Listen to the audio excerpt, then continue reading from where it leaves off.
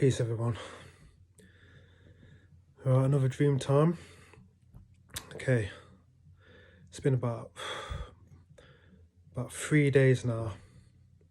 I've been really struggling to remember my dreams because they've just like vanished, just like that.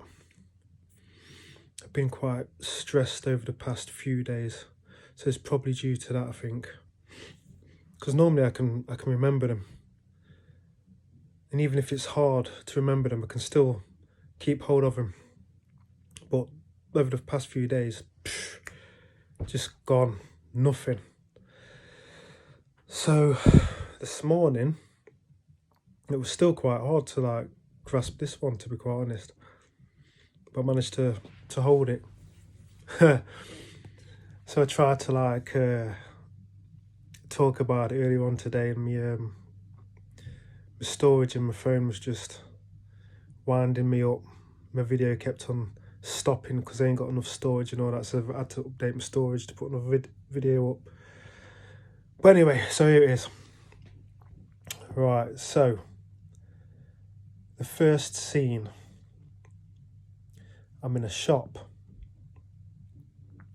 It's kind of like a department store, and there's like two shops.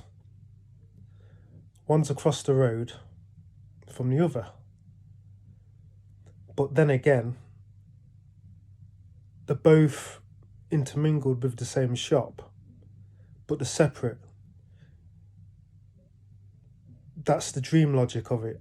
That kind of makes sense in the dream, but in the real world, obviously that's weird. How can you have two separate shops, one across the road from each other, but yet they're all one shop, you know, intermingled together? Yeah, so it's one of them ones, one of them strange scenarios. So anyway, a lot of workers have been called into the shop because it's really, really busy. And I'm like, how come, everything's so busy? How come we've got such a like big workload on? I'm trying to figure this out. This is what's also going on in my head in the dream. Since I've started to talk about my dreams, I'm starting to see that I'm noticing what's going on in my thoughts as well while I'm in the dream, not just what I'm seeing and what I'm participating in physically, which is kind of intriguing for me. But anyway, yeah, I'm thinking about why we're so busy. I'm going upstairs now to the storeroom. Now in the storeroom, as soon as like I open the door, Metal Mickey's in there. Now you've got to be like more or less over 40 to remember Metal Mickey.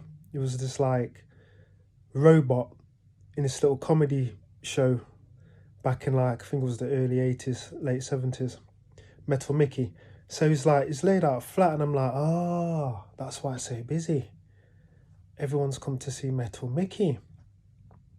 But Metal Mickey's like laying out flat, hidden away in the storeroom. So it's like, well, no one's seen him, so no one really knows he's here. But it's the reason why he's here all at the same time. So again, it doesn't make sense. It's a dream. So yeah, Metal Mickey. So I'm like all happy now because like Metal Mickey's in front of me. So I remember Metal Mickey from childhood. Bearing in mind, that's the first time I thought about this Metal Mickey character since childhood. Since like 30 odd years ago until like this morning. So yeah, so Metal Mickey is upstairs in the storeroom. One of the managers comes up, gives me more instructions to do when I come downstairs. And it's a dude that I used to work with. I recognise him in real life. So it's like, okay, how you doing, such and such, and all this. It's like, yeah, I'm good, and like, blah, blah, blah, we've got to do this, da-da-da-da. Goes back downstairs. Next minute now, the scene changes, I'm in the classroom. The same dude is now, looks like some sort of college tutor. We're in a classroom, he's in front of a whiteboard, and is teaching us how to how to recognise football teams. So, in order to recognise a football team, what we've been taught is like the badge on the shirt and the name of the team. That's how you recognise football teams. But it's something that needs to be schooled, apparently, as far as the dream's concerned. So everyone's getting it wrong. Some people like say, putting their hands up and like, oh, it's the care label in the back of the shirt. Mama's like, no, that's the wrong answer. Try again and all that. So I'm the only one that like knows the answer. So I'm feeling pretty smug about myself. And I'm looking around and thinking to myself, how come no one can get this answer? It's like really simple. It's like, and why are we being taught this anyway? It doesn't make sense. So anyway, I'm looking around bemused, like thinking to myself, what's going on? So I put my hand up and like give him the right answer, and like, you know, everyone thinks I'm really smart, and I'm lapping it up. Then all of a sudden it changes again. We're outside this like stately home. We all got like our backpacks on because we're getting ready to go on a really long hike that's going to go all the way through the night, all the way into the next day. Me, the missus, the family, and a few other friends. I'm going to do this hike. Now, just about to start walking off, and I'm like, hold on a minute. We're going to go through the night. I haven't got like my head torch on or no torch, and none of them like my waterproofs or anything, and my bigger jackets to keep me warm. I'm going to have to go back. I'm going to have to go back home and get him. And my missus like, oh, yeah, I see what you mean, go on then. And then all of a sudden I'm like, but hold on a minute. We've got all the family, of course we're not going out on a night hike. So now I don't need all that, do I? We're just going to go walking, aren't we? And she's like, well, yeah. So I'm like, yeah, okay, we don't need to go back. So this is the mad thing about it. We're going on an overnight hike. It's going to take all up until like the rest of the day as well. But it's going to get dark, obviously, because we're going through the night. But we've already discussed that it's not going to get dark. But it is going to get dark though. But it's not. So again, all of it's melding into one. None of it's making sense, but it's making sense at the same time. It's weird. Dreams are really weird. Really, really weird. It's kind of like tantric thought, isn't it? It's kind of like the opposites are being melded together. See, like you're getting a hold of the picture and it's not making sense, but it's making perfect sense all at the same time. The nonsense of it is what's making it perfect sense. It's a mad one. So anyway, so we've sussed out now that I don't need to go back and get my backpack. Next minute now, I'm in the car with my missus again, right next to me. So all of this is like blending seamlessly all through. Even though while I'm talking it, there's distinct changes in scenario, but during the dream, obviously, everything's seamless, isn't it? It's weird. So I'm in a car now with my missus. Now my car, I've noticed, after a bit, within the dream itself, I've noticed that, oh, hold on a minute. This is like my old BM. I used to have a BM, burgundy colour, very nice car, 318 it was, lovely car. Old, fixer-upper, but it was nice. Put some like 22s on it. Or the 20s.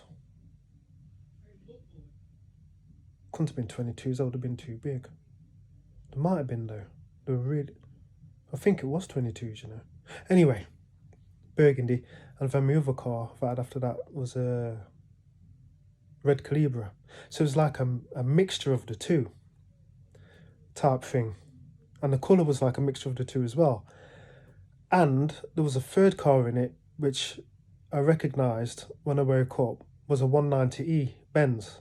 Remember them cars back in the day? With like the skirts and the spoilers around them. They looked crisp, but I'd never had one of them. But I had the other two. So like it was a mixture of 3 cars. So anyway, my missus is like, oh, this is a really nice car, this is. I'm like, yeah, isn't it? It's nice.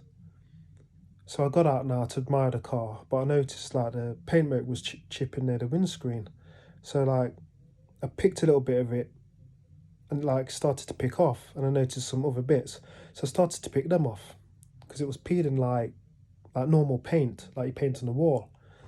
So I was a bit knocked about it. I was like, I'm gonna have to like go and get this paint job done on my car now. So like I picked it some more, and it started to like, you know, when you pick a piece and it starts to like, you know, go further on, like you're tearing some paper and it's like ripping. So more of it's coming off now, and it's making a long line all at the bottom of like the windscreen area. But like it's like the paint works over like some leaves, so it's like someone's, you know, spray painted it and left leaves underneath. So all the leaves are coming up now, and a big vine is like starting to lift up, and I'm thinking to myself, they've left a vine and painted over the vine. That doesn't make sense. So I'm lifting up this big vine now from my car. And it's going all the way down the windscreen and all the way down the bonnet type thing. I'm like, oh my God, this is going to cost me a bomb to fix now, this is. To get all this done properly. It's like, how can you like paint your car and leave like debris underneath and not, you know, proper clean and strip the car before the paintwork? I'm vexed in the dream. So I'm like, oh, this is going to cost me a bomb now. So like, I'm looking at my missus, I'm like, look at this, look what I've done to my car. Dream stops. So I've described it and made it sound longer than what it was. But it was a really like short dream, because there was a lot more to the dream. But like I was really struggling today to remember it. So it was like fragments. That's just fragments of the dream, but it was like large chunks that I've missed out because I can't recollect it. But yeah, first dream I've managed to like remember over the past like 3 days. Yeah, I must have been stressed or something. But yeah, anyway, I managed to get that one out. So another tale from the dream world. Okay, until tomorrow hopefully. Right, I'm out. Peace.